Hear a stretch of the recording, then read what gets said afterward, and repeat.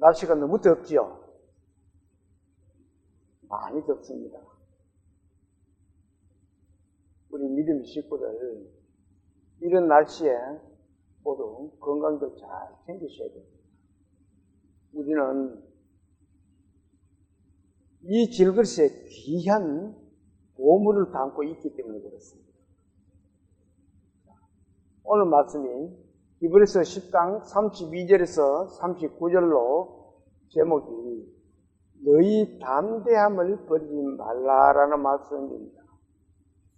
오늘 이 말씀을 가지고 주님께 예배를 올려드리겠습니다. 히브리서 한번 찾아봅니다.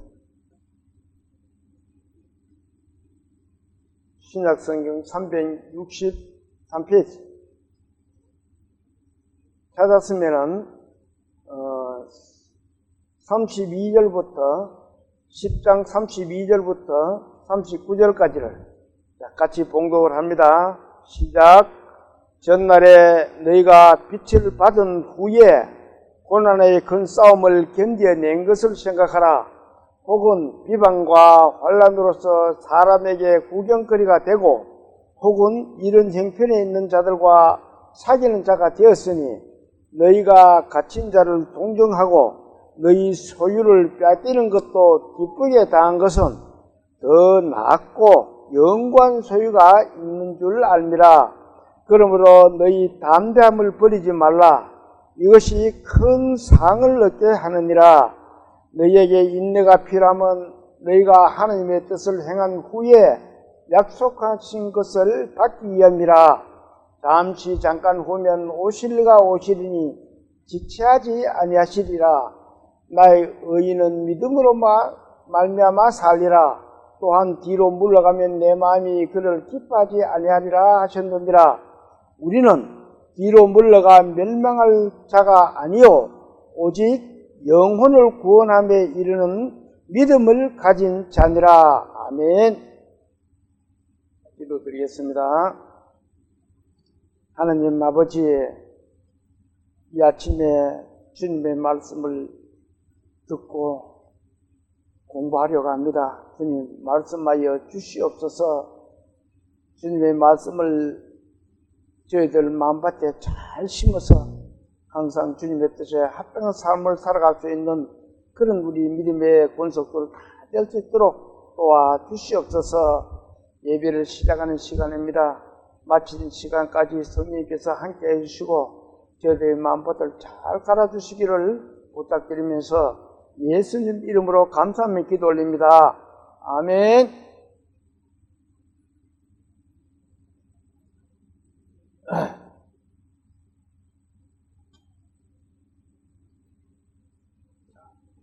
오늘 제목이 너희 담대함을 버리지 말라라고 합니다.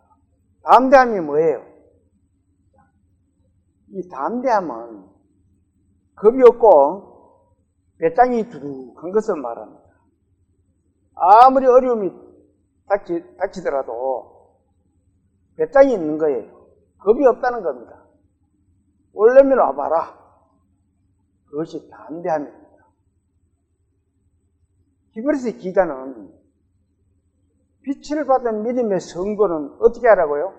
담대함을 버리지 말라는 겁니다. 자, 담대함이 있어야 된다. 그리스도인들은 우리 그리스도인들에게 항상 고난이 있기 때문에 히브리서 기자는 우리에게 이렇게 힘을 주고 있습니다. 담대함을 버리지 마라. 이 히브리서는 주후 66년경에 이방인이 아닌 히브리인들, 즉 유대인들에게 보낸 서신입니다. 이 말씀이 꼭 유대인들에게만 적용되는 것이 아니고 오늘날 우리에게도 이 말씀이 큰 교훈이 되고 있습니다. 이 시간 모두 은혜의 시간 되시기를 기도합니다. 32절 제가 읽어볼게요. 살아 계신 하나님의 전날에 너희가 빛을 받은 후에 전날에 너희가 빛을 받았다. 전날에 받은 빛이 어떤 빛인지 한번 볼까요? 요한복음 1장을 한번 찾아봅니다. 141페이지.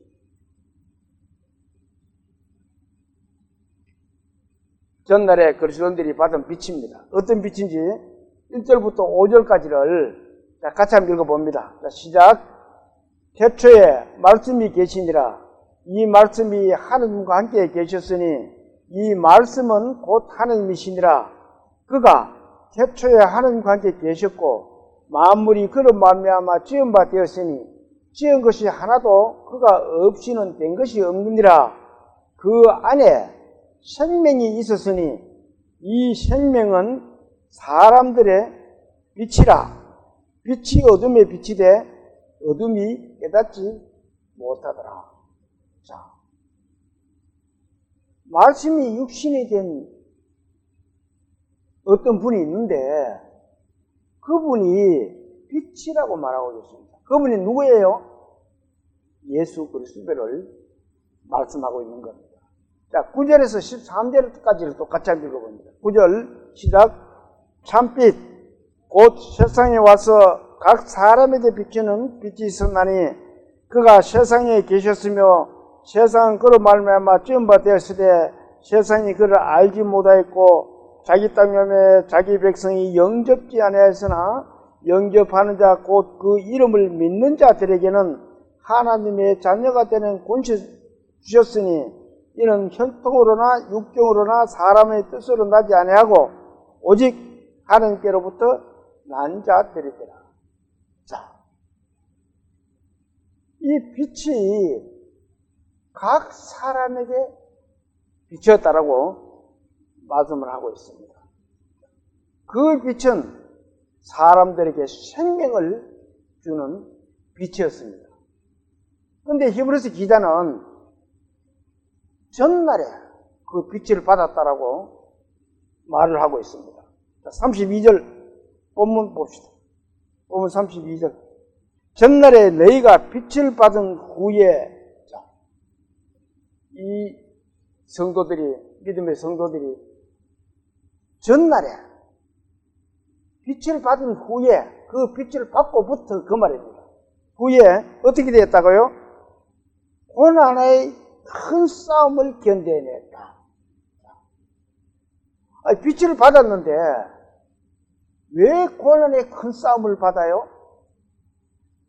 이 말씀을 한번 볼까요? 요한복음 8장 44절에 있는 말씀입니다. 자, 긴데 같이 한번 읽어봅시다. 너희는 너희 아비 마귀에서 났으니 너희 아비의 욕심대로 너희도 행하고자 하느니라. 그는 처음부터 살인한 자요 진리가 그 속에 없으므로 진리에 서지 못하고 거짓을 말할 때마다 제 것으로 말하는 이는 그가 거짓말쟁이요 거짓의 아비가 되었습니다. 자, 너희는 어디서 났다고요? 너희 아비 마귀에서. 세상의 모든 것은 인간의 죄로 말미암아 모두가 마귀의 영역 아래로 들어가 있었다는 겁니다. 그래서 너희 아비 마귀에게 났으니 우리도 세상 모든 것들도 마귀 아래 있습니다. 구원을 받았다는 것은 그 마귀 속에 있는 것을 빛을 받았다는 것은 그 마귀 속에 있는 것을 건져냈다는 겁니다. 그런데 그것을 건져내고 보니까 고난과 핍박이 오더라. 지금 그 말씀입니다.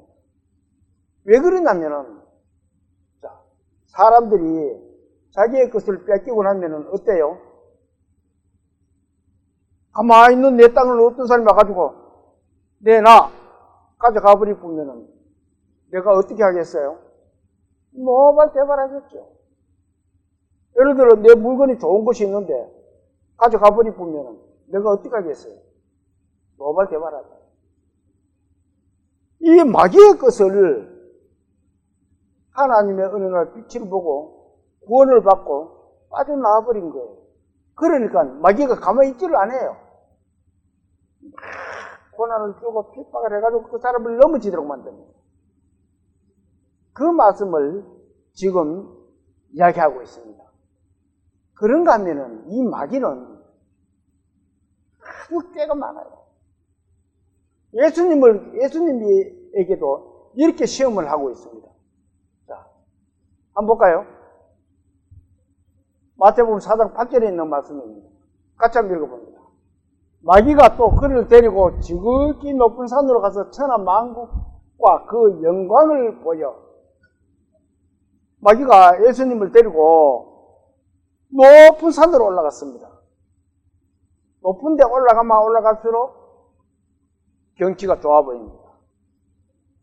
올라갈 때는 힘들지만 올라가서 천하를 내려다 보면은 정말 모든 것이 자기 손 안에 들어앉는 것 같습니다.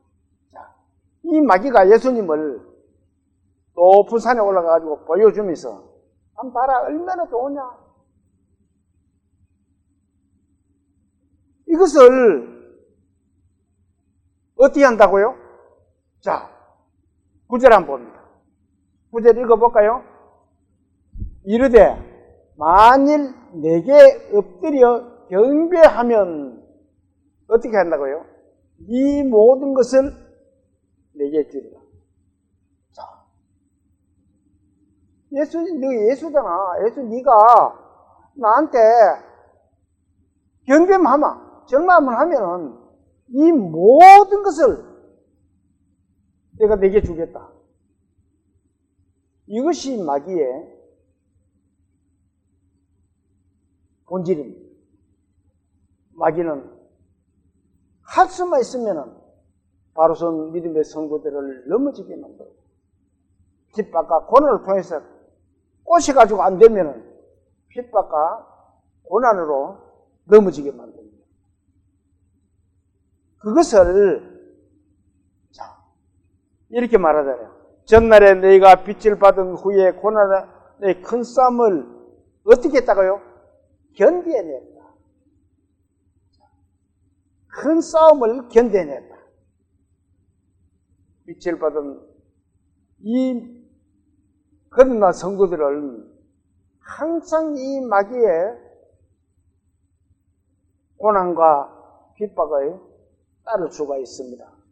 그런데 그것을 잘 지켜내야 됩니다. 이 히브리서 기자는 너희가 그것을 잘 이겨냈다.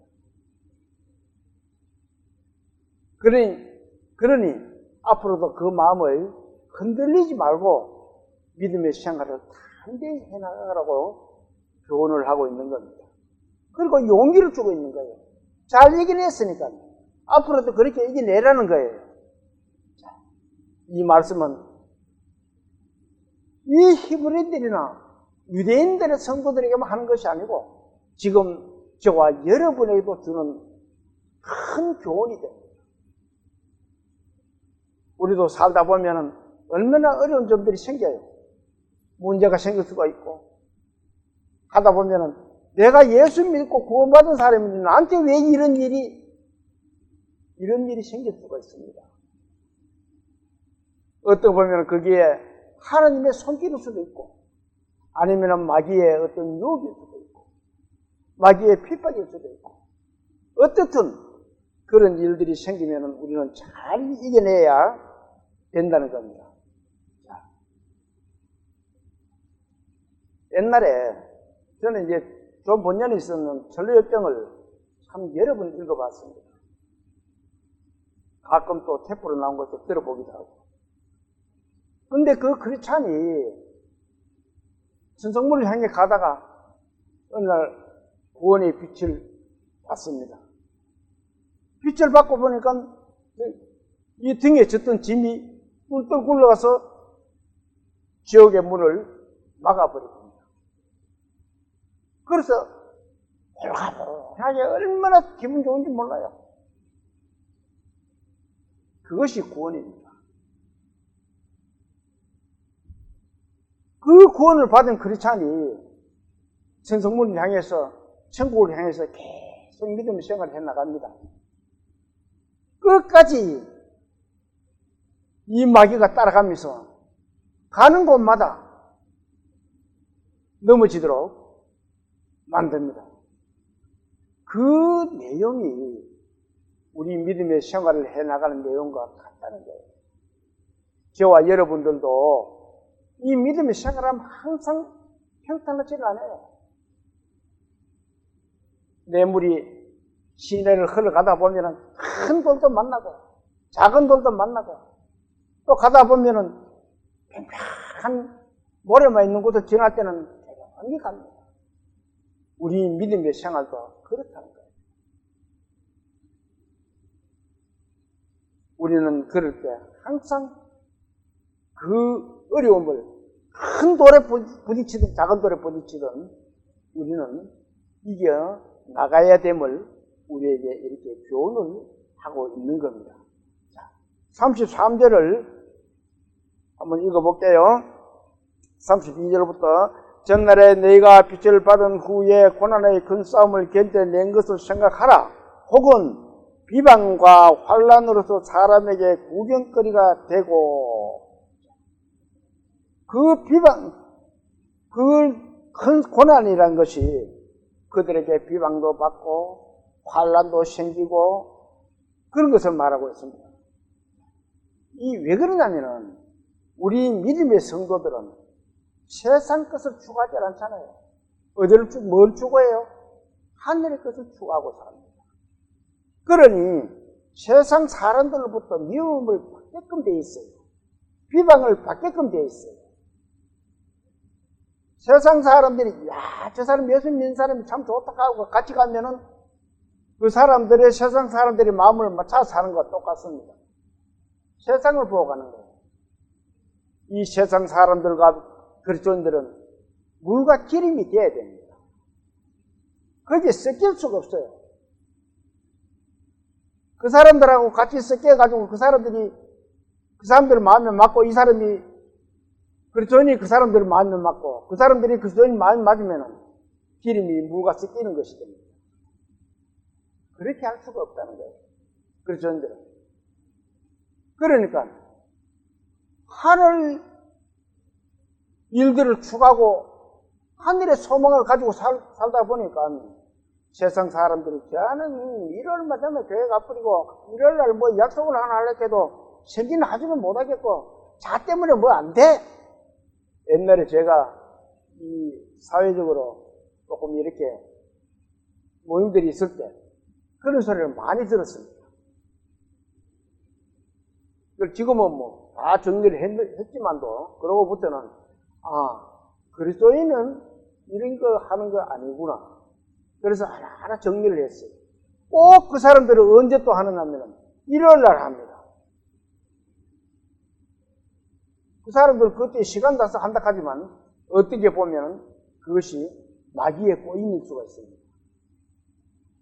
그래, 너가 일요일날 해라. 나는 그날 못 가. 그렇게 이겨낼 수 있는 힘이 있어야 됩니다. 그것이 담대함이에요.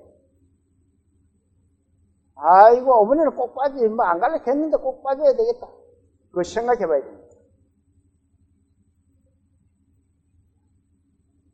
우리의 싸움은 마귀와의 싸움이에요. 세상 사람들이 성도들을 왜 비방해요? 자, 이 말씀을 한번 볼까요? 요한복음 15장 18절에 있는 말씀입니다. 같이 한번 읽어봅니다. 세상이 너희를 미워하면 너희보다 먼저 나를 미워한다라. 이 나가 누구예요? 예수 그리스도.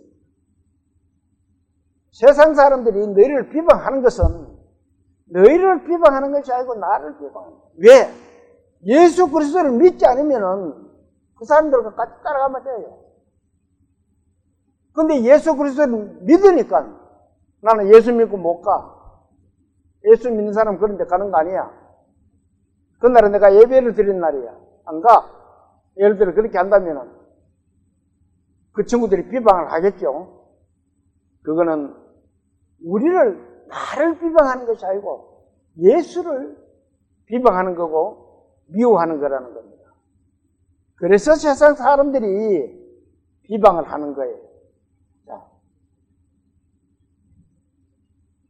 우리 성도들은 장차 주어질 하나님 나라의 상급을 바라보고 살아가고 있잖아요.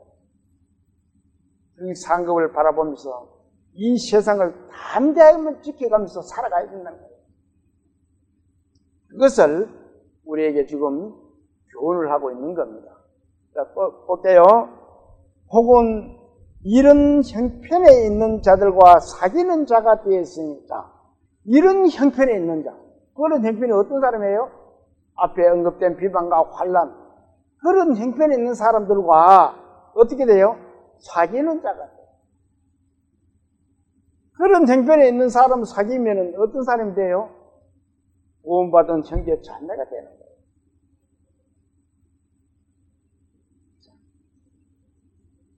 한 주님 안에서 한 믿음을 가진 사람을 같이 사귀는 자가 형제 자매가 된다. 34절도 한번. 너희가 갇힌 자를 동정하고 너희 소유를 빼앗기는 것도 기쁘게 당한 것은 더 낫고 영구한 소유가 있는 줄 안다. 갇힌 자를 동정하고 갇힌 자. 예수 그리스도를 믿다가 그 예수 그리스도를 믿는 이유로 박해를 받아 옥에 갇히게 됩니다. 그런데 그 성도를 동정을 하였어요. 동정이 뭐예요? 남의 어려운 처지를 그걸 안타깝게 생각하고 매일같이 봐주는 것이 동정입니다. 그런데 이 당시 히브리스 기자가 기록할 그 당시에는 이 옥에 갇힌 사람을, 죄를 지어서 옥에 갇힌 사람을 거기 가서 동정을 한다라든지 도와준다라든지 이렇게 하면은 같은 사람으로 취급을 받아가지고 그 사람에게 어려움을 주게끔 그런 법이 만들어져 있었답니다. 그렇기 때문에 마음으로는 있지만 사실을 가가지고 그 사람들 동정을 하지 못한다는 거예요. 그런데 이 믿음의 성도들은, 초창기의 믿음의 성도들은 그 어려움을 무릅쓰고 그들을 같이 동정을 하면서 그 어려움을 같이 했다는 겁니다. 이 초대교회의 사람들은 지금의 우리 믿음을 가진 사람들하고는 이 성경을 보면은 비교할 수가 없어요.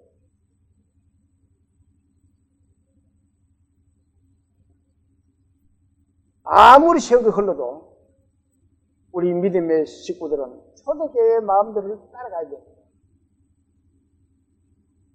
형제 자매가 귀한 줄을 알아야 되고, 형제 자매가 어려우면은 정말 적극 도울 수 있는 마음이 돼야 되고, 그걸 같이 해야 된다, 같이 했다는 겁니다. 자, 그렇게 하는 것은 우리가 소망하고 있는 더 좋은 소망이 있기 때문에 그래요. 앞에 22절에서 25절을 한번 읽어봅니다. 내가 10장입니다. 자, 22절부터 시작. 우리가 마음의 뿌림을 받아 악한 양심으로부터 벗어나고 몸은 맑은 물로 씻음을 받았으니 참 마음과 온전한 믿음으로 하나님께 나아가자.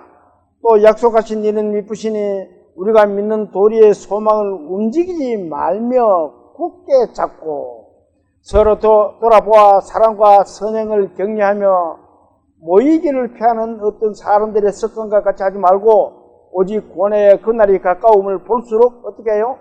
더욱 그리하자. 자, 우리는 하늘의 소망이 있다.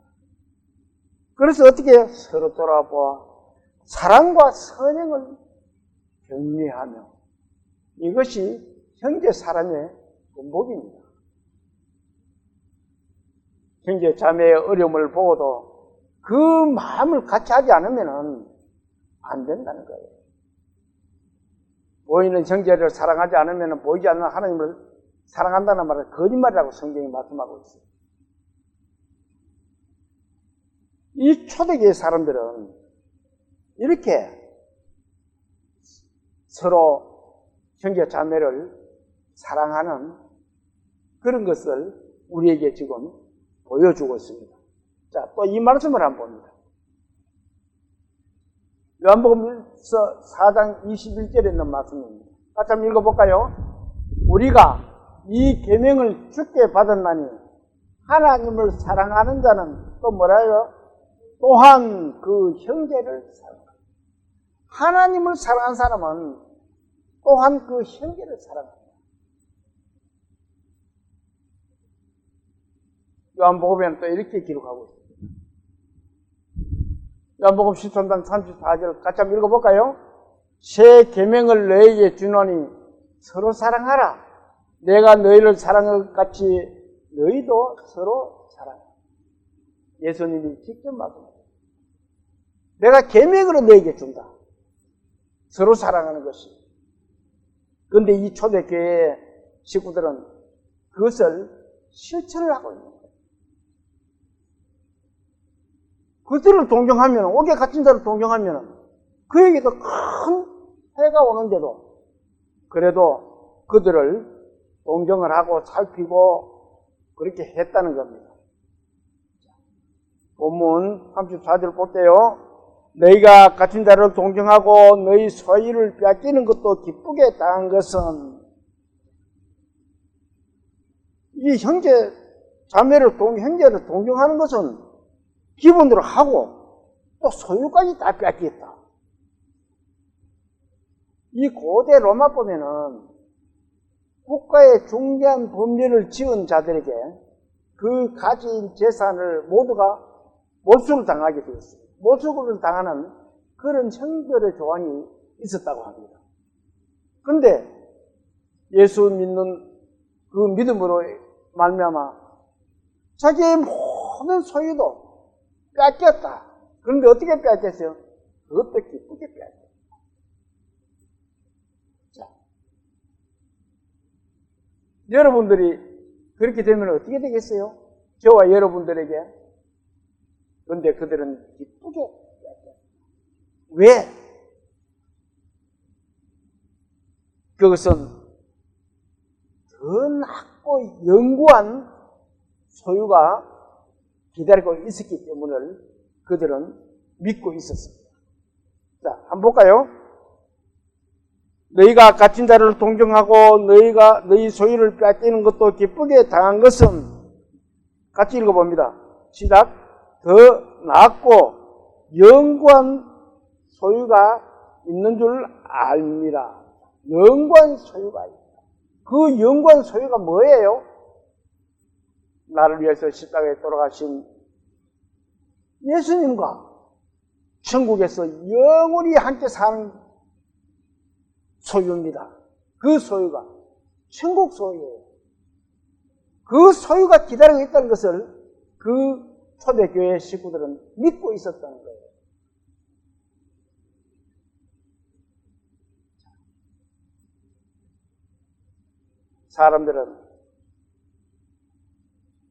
세상 사람들은 자기의 소유에 대해서 어떻게 하고 있는지 예수님이 이렇게 말씀하고 계십니다. 마태복음 6장을 한번 찾아보세요.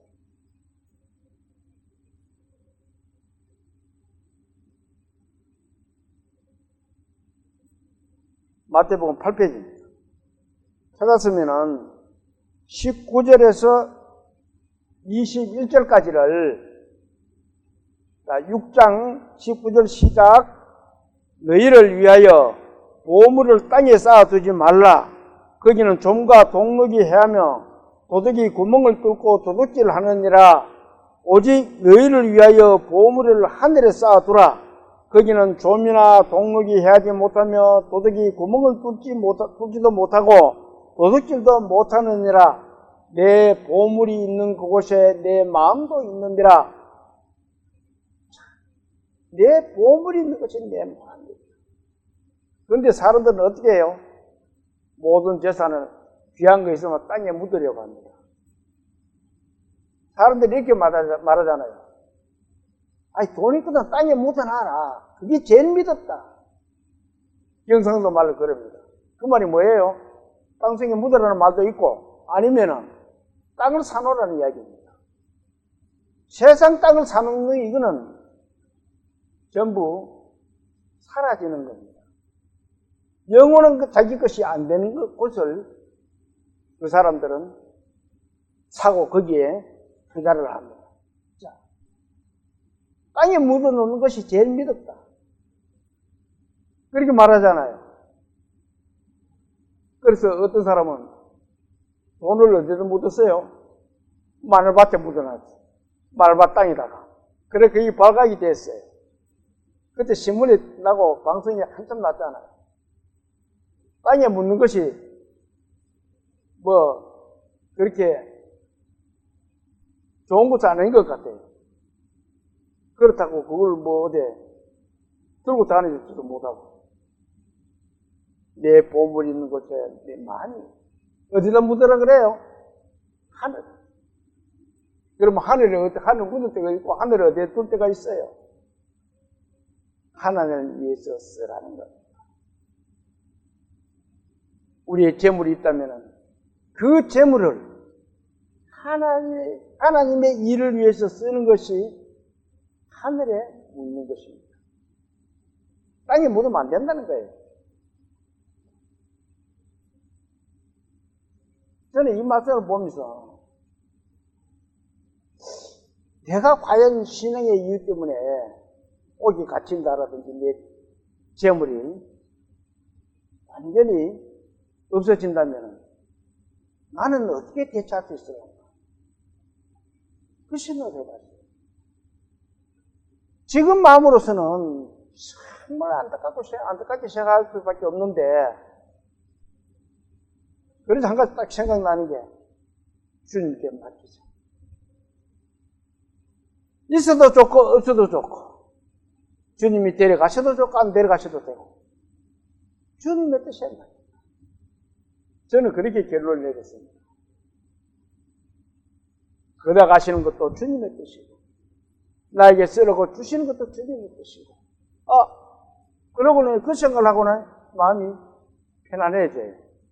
처음에는 그 생각을 한참 하게 되더라고요. 예를 들어 나한테 이런 일이 생기면은 나는 어떻게 될까? 그럴 때는 우리는 모든 것을 주님께 맡기며 살아야 됩니다. 본문 34절부터 35절 제가 읽어볼게요.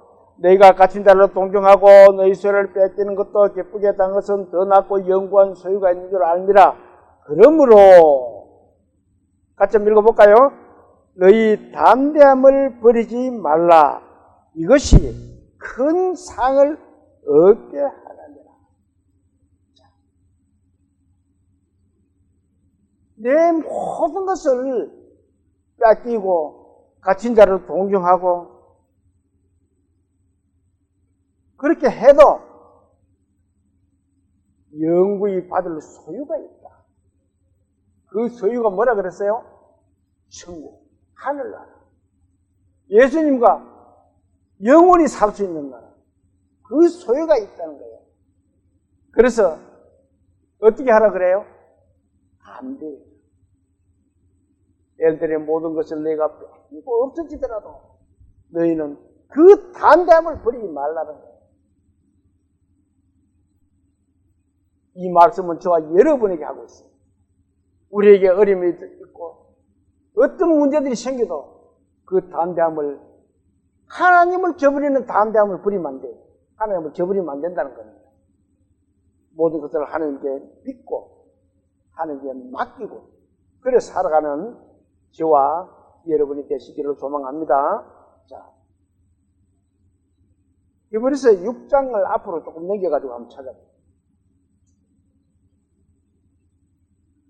6장 9절에서 10절을 358페이지입니다. 9절에서 10절을 같이 한번 읽어볼까요? 사랑하는 자들아, 우리가 이같이 말하나 너희에게는 이보다 더 좋은 것, 곧 구원에 속한 것이 있음을 어떻게 하라고요?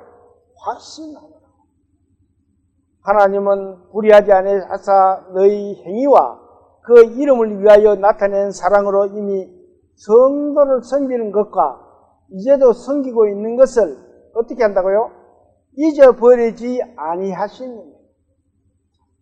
우리 믿음의 성도들이 성도들과 같이 동정을 하고 어려움을 같이 나누고 이렇게 하는 것을 하나님이 잊어버리시질 않는다.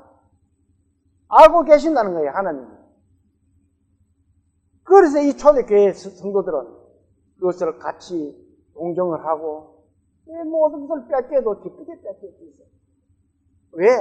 하나님이 알고 계시기 때문에. 우리의 모든 일들은 하나님이 알고 계신다는 겁니다. 자, 11절을 또 같이 한번 읽어볼까요? 11절. 우리가 간절히 원하는 것은 너희 각 사람이 동일한 부지런함을 나타내어 끝까지 어때요? 소망의 풍성함에 이르러. 끝까지 소망의 풍성함. 그리스도인들에게 있어서 그 소망의 풍성함이 뭐예요? 예수 그리스도를 믿고 영원한 천국인 하늘나라가 그리스도인들에게는 풍성한 소망입니다. 그보다 더 그 풍성한 소망이 있을 수가 없어요. 세상 것은 다 없어지는 거죠. 그래서 12절에 이렇게 또 말씀하고 있습니다. 12절 같이 또 읽어봅니다. 게으르지 아니하고 믿음과 오래 참음으로 말미암아 약속들을 기업으로 받는 자들을 본받는 자 되게 하려 하는 것이다. 그래서 우리는 게을러서는 안 된다. 게으르지 말고 오래 참고 믿음을 가지고 그렇게 함을 해가지고 어때요? 약속들을 기업으로 받는 자들을 어떻게 한다고요? 본받는 자들에게. 우리는 모두가 약속들을 기업받는 그런 사람들에게, 그런 우리 형제 자매들에게 서로가 본받는 사람들이 돼야 돼요. 저와 여러분은 그런 믿음의 사람들이 다 될 것을 소망합니다. 36절 본문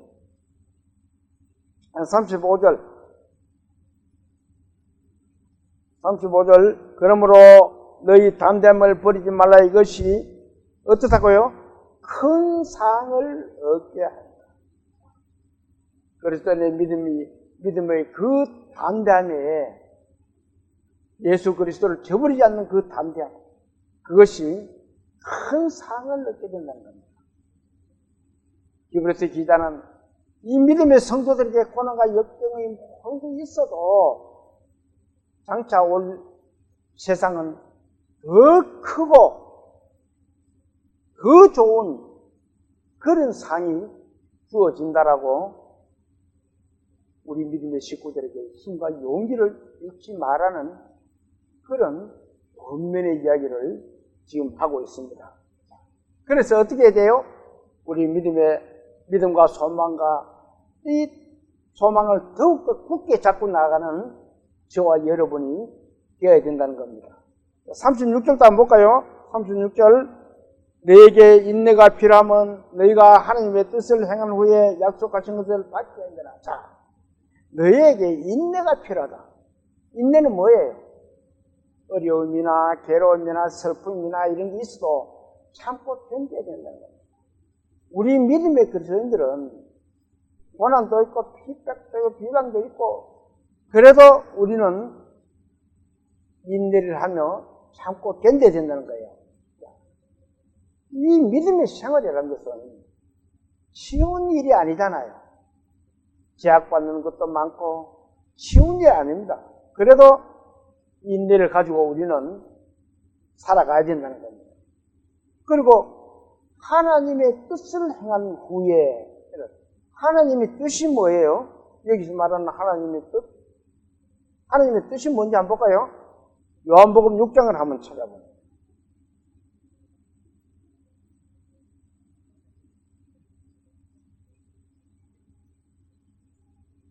153페이지 신약성경 찾았으면은 37절에서 40절까지를 자 같이 한번 읽어봅니다. 시작. 아버지께서 내게 주시는 자는 다 내게로 올 것이요 내게 오는 자는 내가 결코 내쫓지 아니하리라.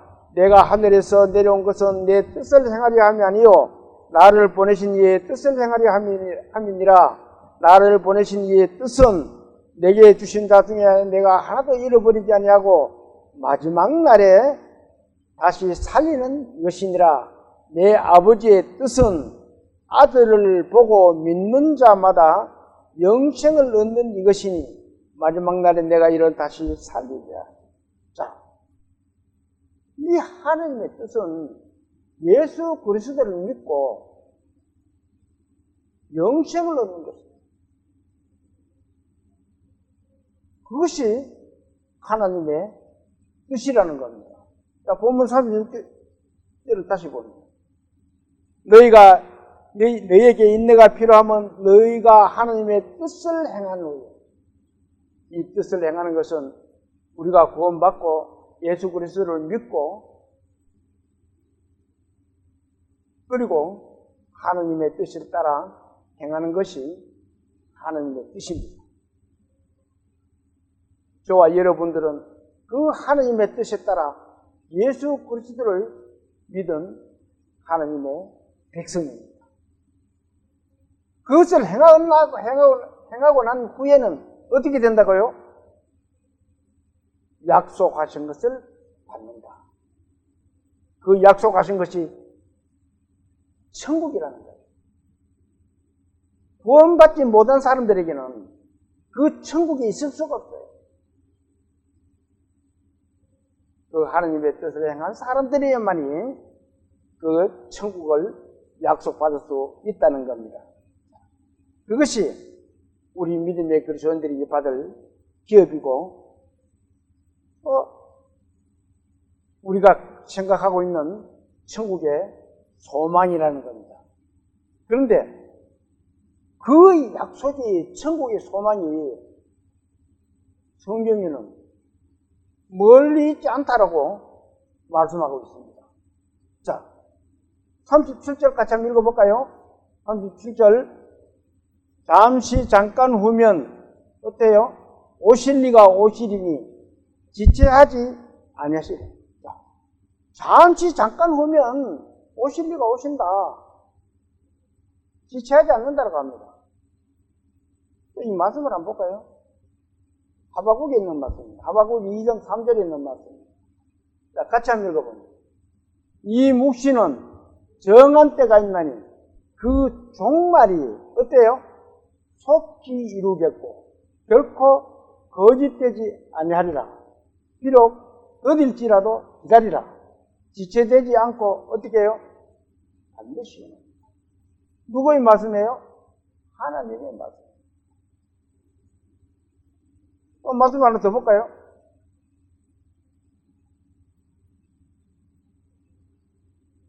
자, 민수기 23장 19절에 있는 말씀입니다. 이 말씀은 저는 가끔 이래 PPT에 올리는데 같이 한번 읽어봅니다. 하나님은 사람이 아니시니 시건치 않으시고 인자가 아니시니 후회가 없으시도다. 어찌 그 말씀하신 바를 행치 않으시며 하신 말씀을 어떻다고요? 실행치 않아요. 오늘 이 37절에 말씀하신 이 말씀은 하나님의 말씀입니다.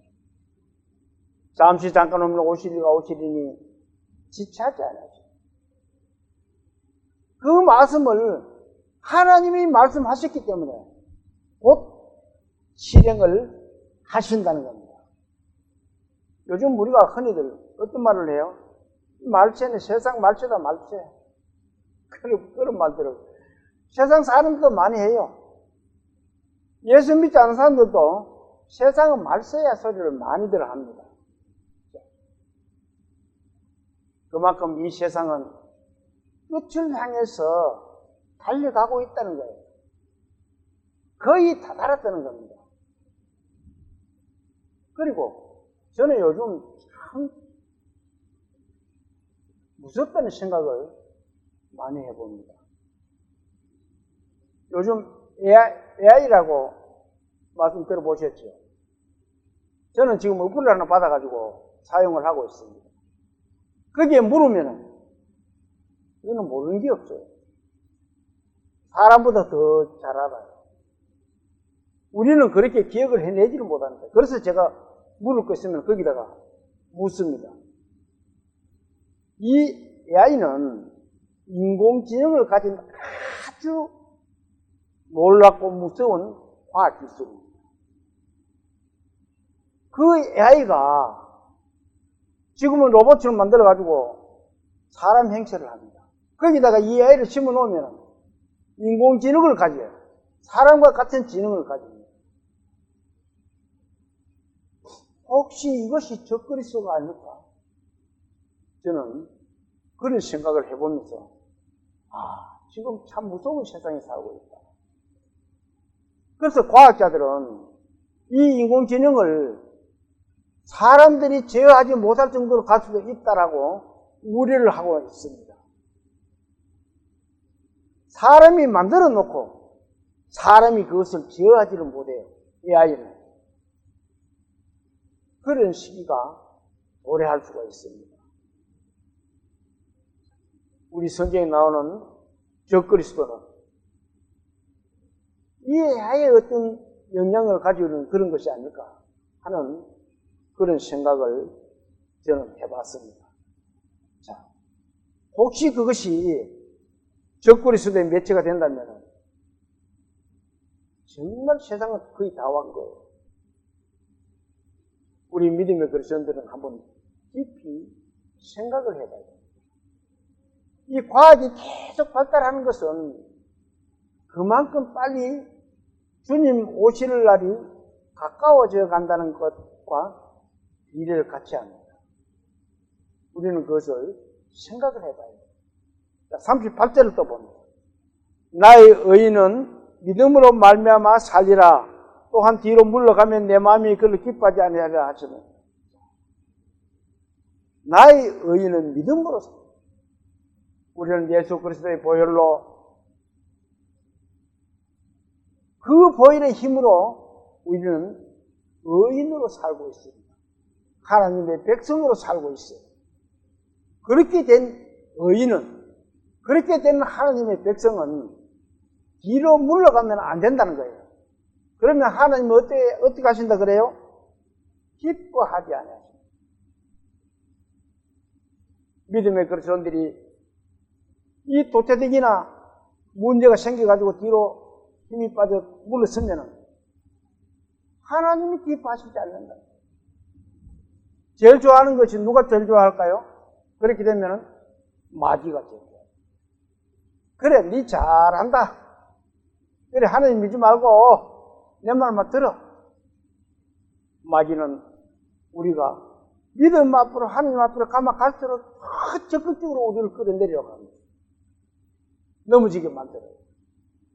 그 마귀에게 우리는 쏘가 넘어가서는 안 된다는 겁니다.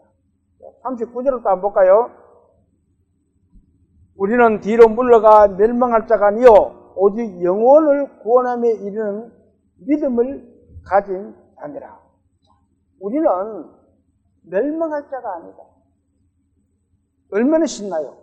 저와 여러분은 세상이 다 멸망해도 하나님의 백성된 이 권속들은 멸망에 걱정할 필요성이 없다.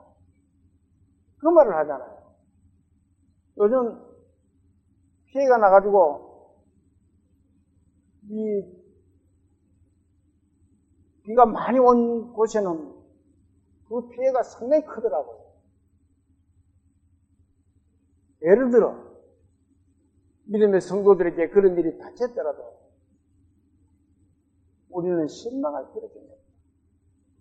그것도 주님의 뜻이라면 어떻게 하죠? 주님의 손길이라면 생각을 해봐야 돼요. 우리는 뒤로 물러가 멸망할 자가 아니요 오직 뭐라고요? 영혼을 구원함에 이르는 믿음을 가진 자. 영혼을 구원함에 이른다. 그 영혼을 구원함에 이르는 게 뭐예요? 믿음의 성도는 내 영혼도 구원하지. 또 하나님을 모르는 사람들에게도 그 영혼의 구원함에 쓰임이 되어야 된다는 겁니다. 전도자가 되어야 된다는 거예요. 선교자가 되어야 된다는 겁니다. 저와 여러분은 이 하나님에게 받은 그 큰 은혜를 이제는 세상 사람들에게 펼칠 수 있는 그런 믿음의 성도들이 되어야 된다는 겁니다. 예수님 승천하시기 전에 예수님은 이렇게 말씀하셨습니다. 마태복음 28장을 한번 찾아보세요.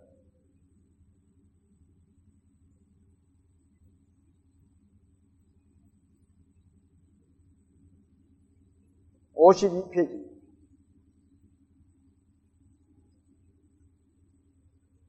찾았으면은 18절부터 16절부터 쭉 읽어봅시다. 28장 16절부터 20절까지를 시작.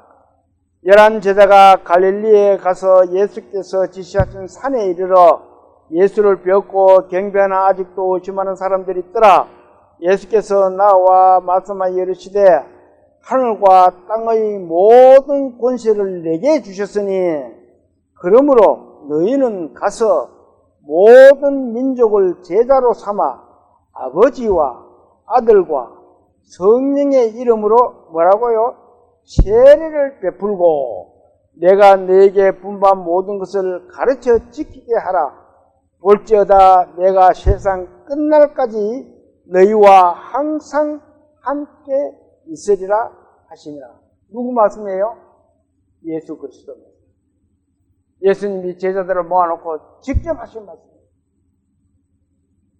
모든 권세를 내게 주십니다. 내가 모든 권세를 가지고 있다. 마귀에 뺏겼던 모든 권세도 예수님이 다 가지고 있어요. 그 권세를 가지고 있으니까 너희는 내 안에, 내가 너희 안에 있지 않느냐. 그러니까 너희는 가서 모든 민족에게 어떻게 하라 그래요? 제자를 삼아. 오늘 아침에 교회를 오다가 어떤 영감님이 차를 세워가지고 좀 태워달라 그래가지고 어디까지 가는가 물으니까 대구까지 간다고 해요. 그래서 같이 타고 왔습니다. 타고 오면서 많은 이야기를 하고 또 내가 영감도 하나 주면서 이야기를 했습니다.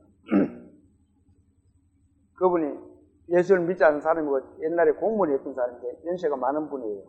83살 되신 분인데 이 말을 해보니까 뭔가 말을 하면은 이렇게 살짝 부딪히는 부분이 있는 사람이 있는가 하면 뭐 상당히 이렇게 이 대화가 되는 그런 부분이 있더라고요. 그래서 예수를 믿어야 되는 거예요. 하나님이 이렇게 만나게 해주신 것도 하나님의 뜻인지 모르니까 예수를 믿어야 돼요. 그래 물으니까 자기 자녀들은 교회를 다 나간대요. 예수 믿고.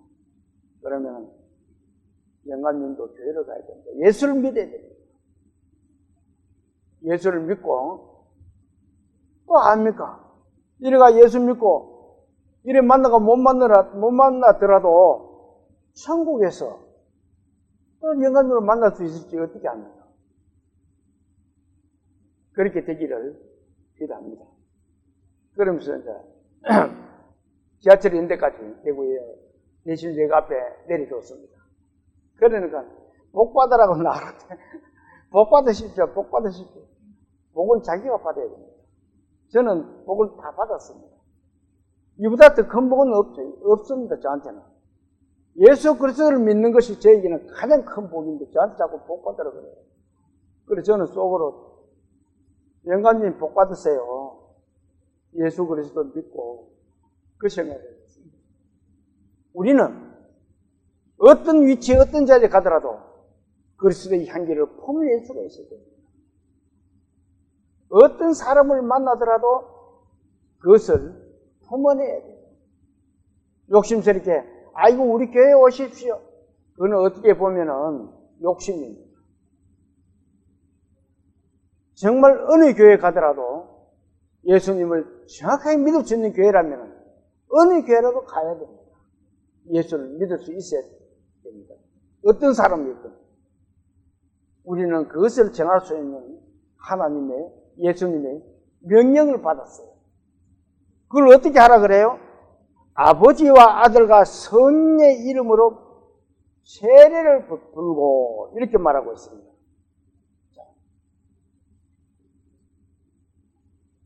우리는 오늘 오전 예배를 마치고 세례식을 거행하려고 합니다. 세례를 받지 않는 분 침례지요. 세례는 침례입니다. 원래 침례라는 것은 물에 잠겼다가 올라오는 것을 침례라 그럽니다. 그 침례의 의미라는 것은 의미가 잠깐 말하면은 옛날 것을 버리고 새로운 것을 받아들인다는 의미도 있고 또 예수님과 같이 죽었다가 예수님과 같이 다시 부활하는 의미를 가지고 있는 것이 침례입니다. 우리는 구원받고 이제는 옛날의 모든 것들은 버리고 물에 잠겨서 버리고 다시 물 위에 새로운 것으로 새 출발을 하는 거예요. 예배가 끝나고 나면은 오전 예배 끝나고 나면은 이 침례에 대해서 조금 더 제가 말씀을 드리려고 하고 있습니다.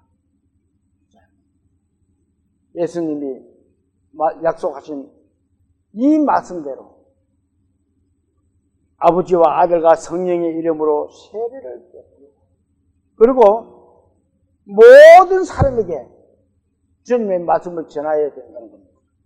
그러면서 예수님 뭐라 그래요? 내가 세상 끝까지 너희와 같이 있겠다. 저는 이 말씀을 보면 힘이 탁 나요. 내가 어느 날 아파가지고 아플 때도 예수님이 내 세상 끝날 때까지 나와 같이 계신다라고 약속하셨다. 저는 그 말씀을 떠올립니다. 같이 안 계시면 예수님이 거짓말 하는 거잖아요.